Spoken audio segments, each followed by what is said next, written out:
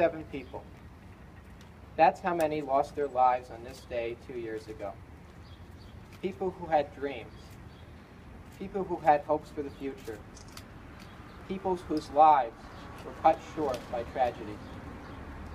The worst thing is, it wasn't their fault. The oil and rail companies have been looking to assign blame ever since.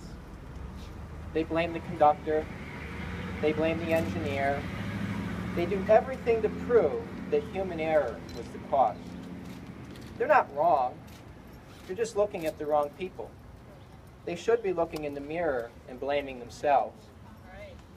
They knew what they were transporting was dangerous. They knew it would put people at risk. They didn't care. 10 fiery derailments later, and they still don't care. They care more about the $1 million an hour that they lose after each derailment. That's why the rail line is always the first thing to be rebuilt. The oil companies are the ones who enjoy the benefits. Everyone else bears the risk. Just look at the Gulf Coast. Not 5 years after Hurricane Katrina was the region hit with another tragedy, this time in the form of the BP oil spill. Sure, BP had to pay billions in fines after the fact, but what about the people living on the coast? Aren't they the ones who just wanted to get their lives back? Santa Barbara is another example. When I first heard about the oil spill there, I thought people were referring to the one in 1969, the one that helped kickstart the modern environmental movement. I couldn't imagine that the same thing could happen twice in the same place, but it did.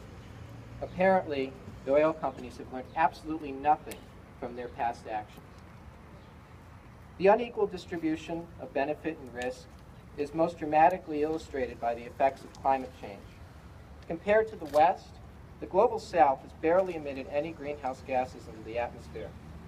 They have not enjoyed the benefits of rising standards of living due to a carbon-fueled economy. Yet these areas are the ones that are going to experience the worst droughts and floods, the worst storms and heat waves, the rising sea levels and disappearing land. In fact, they already are. Just look at the Philippines, or Pakistan, or the Maldives. My generation did not create these crises. We are, however, the ones that are going to solve them.